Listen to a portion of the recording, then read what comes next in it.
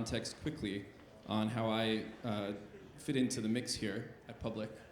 So as public media, we are harnessing the intersection of creative storytelling, data, and technology to increase awareness around important causes and to help mission-driven institutions scale their message and build lasting systems for global impact.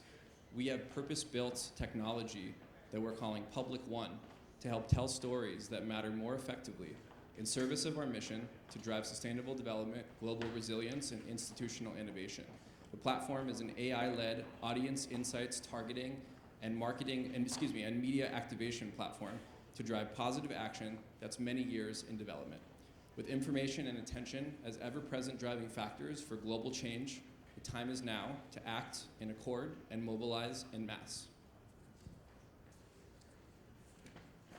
I'll get into our first question now. So to set that up, media is no longer just channels, content, or advertising.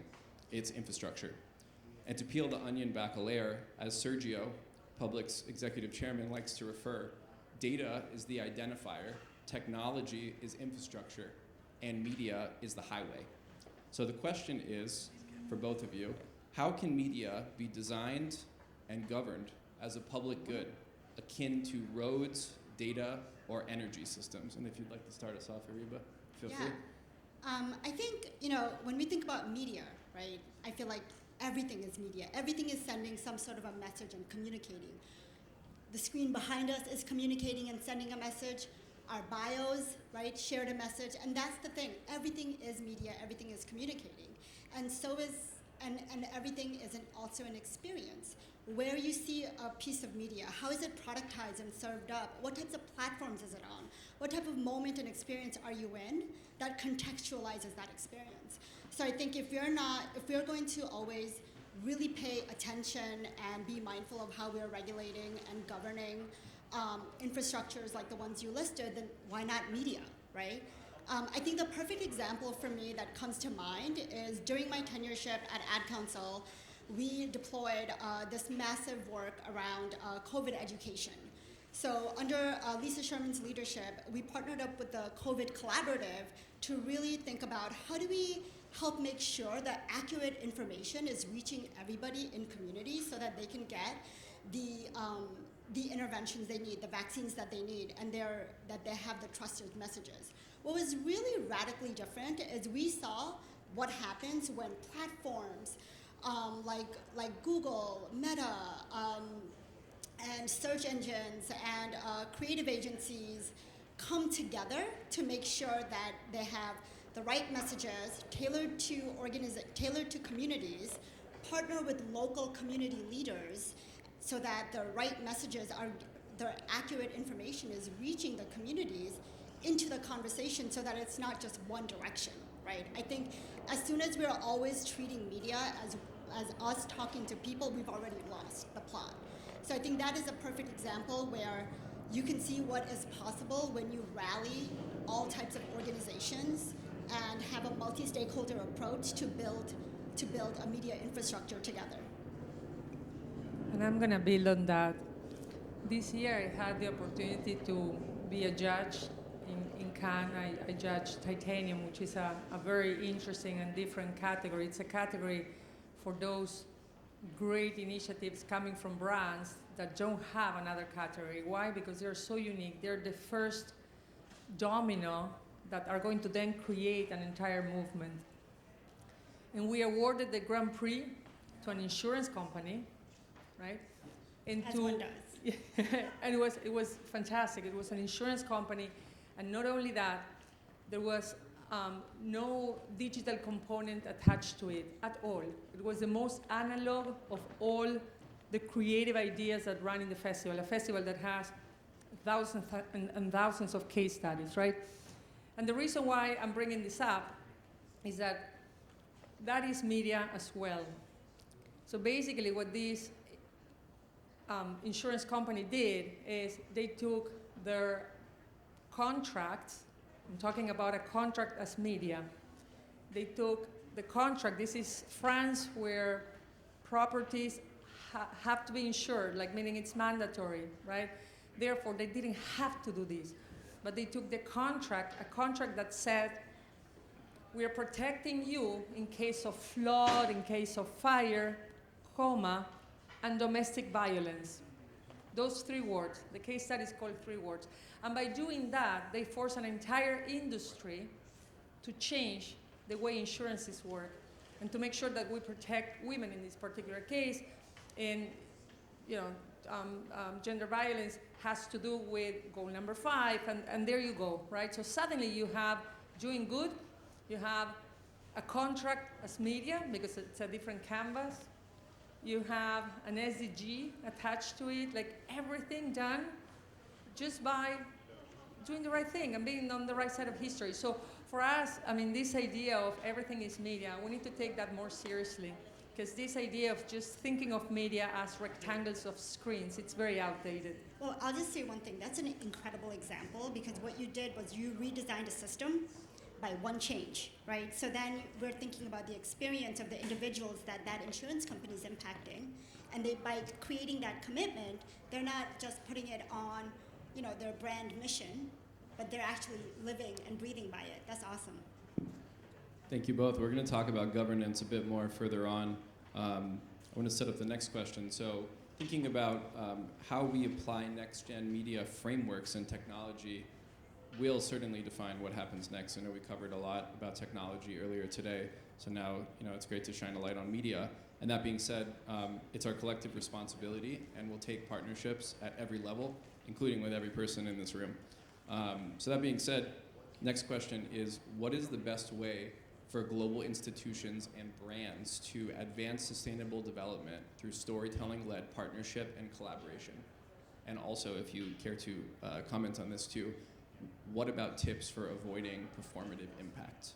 So it's how are we both advancing it through storytelling-led partnerships and collaboration, and what about avoiding performative impacts? Want me to start? Okay. I think, if you think about stories that move, stories that you remember, stories that make you feel something, they're never told by just one person or one company. And I think that's what we need to remember is like really good stories bring people in, and when you can do that is by being co-creative, right? I think we need to let go of the notion that there's only one distribution, an organization that has a message to say and then they send it out.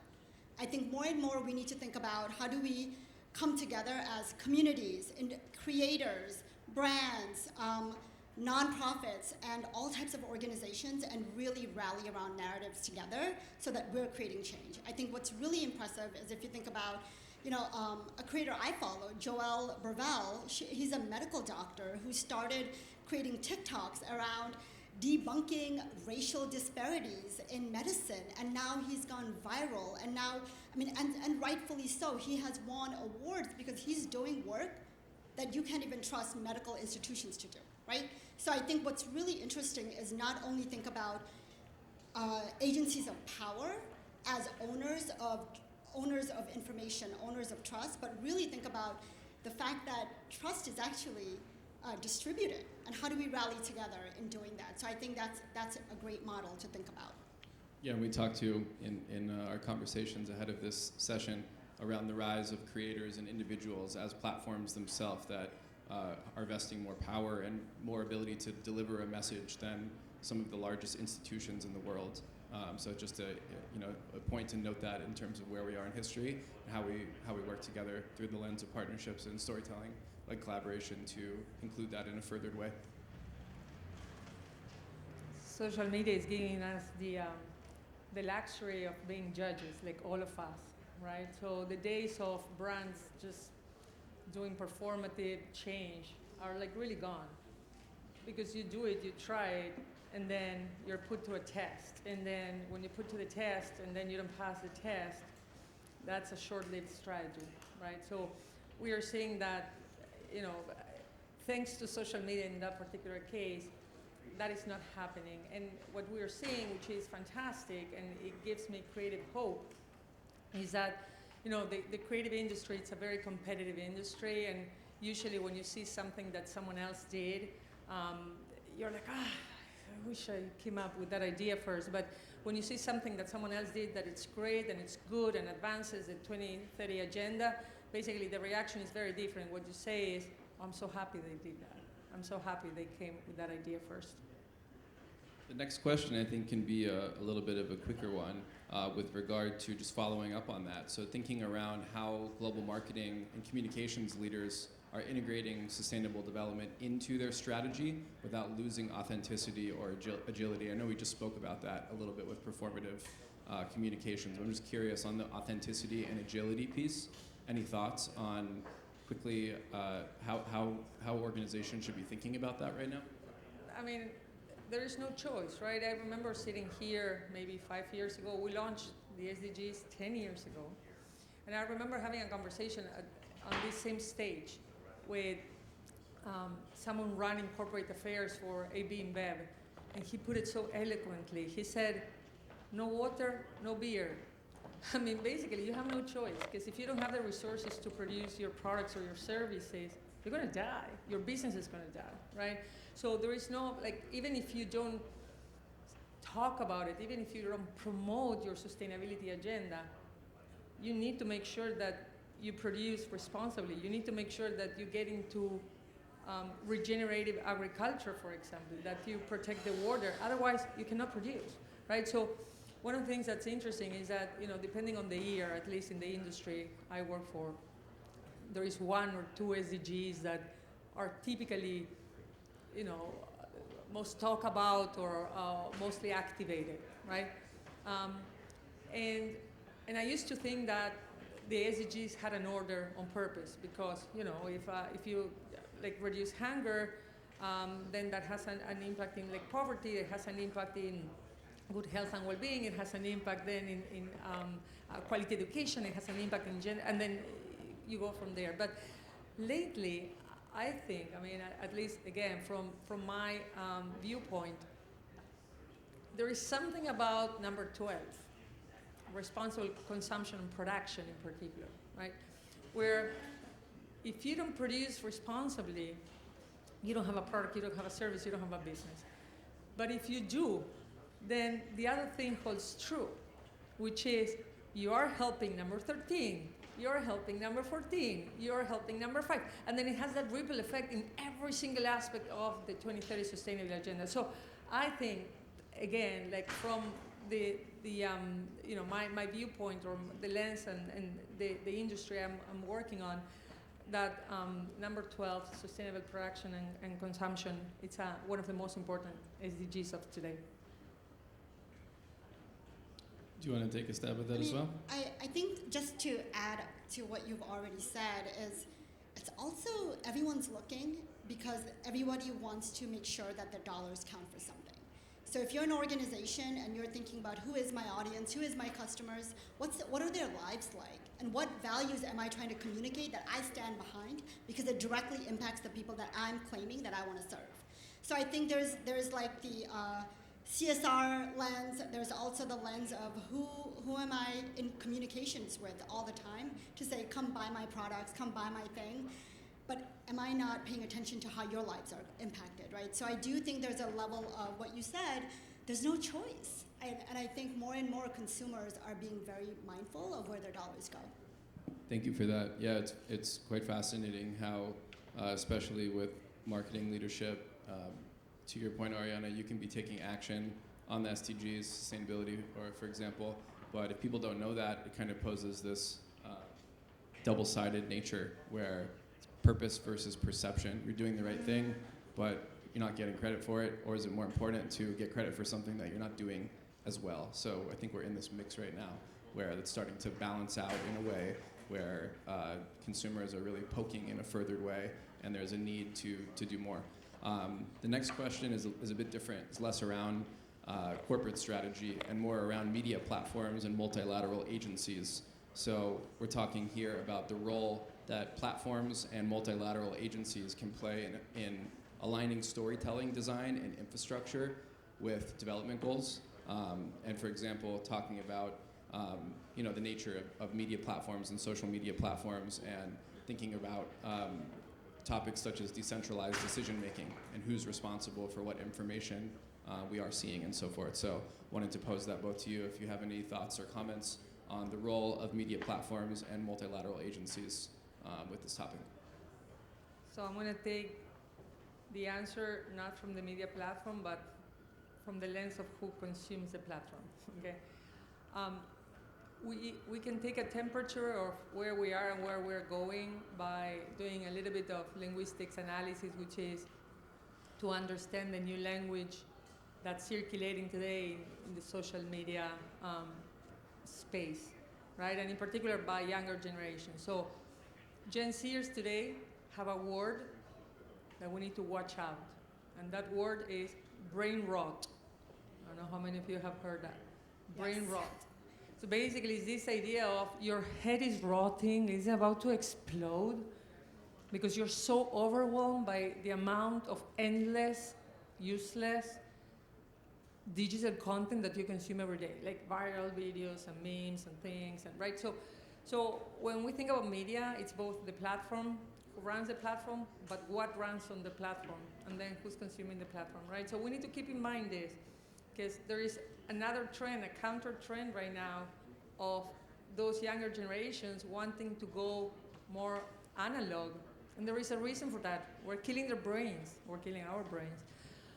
And therefore, we need to be mindful of that and keep reading that, right? I think to the lens of consumers, I think what's really interesting is like you just talked about brain rot and what happens to the consumers. I also think about when platforms, I think more and more we're paying attention to who owns a platform, who's governing it, who's on the leadership and things like that, because we need to pay attention to who's making the decisions behind the scenes, right? Because it directly impacts what we see, but also what we don't see. What information will be served, whose stories will get erased, what voices are served where. Because this is where we are today. You could be neighbors with somebody, but hang out on two very opposing sides of the internet, right? So polarization is not just points of views that we share out loud, but it also has become that we are seeing two very distinct shapes of the universe being served to us. So I think what's also happening is media and technology is informed and shaped by us, but it also shapes us back. So it's really crucial to pay attention to all of that. Thank you so much for all those contributions. I think for me, in closing, just wanted to share that to riff on that topic, there's going back to this idea of council and indigenous culture, which is really thinking about how the community is coming together and using their voices for a governance perspective. That's a thought of how we kind of move forward in this landscape. And I also wanted to point out the Center for Humane Technology has incredible research that they've done, and they're at this point with media consumption and social media algorithms and so forth, they've actually come up with a term that they call human downgrading, which is exactly what you're talking about with brain rot, and that we need to take notice, especially thinking about children and so forth, and ourselves to regulate and think about how we're consuming media, what we're consuming, and getting out of that loop, and really thinking around how we can both design and govern these information pathways. So thank you everyone for Thank you. Thank you.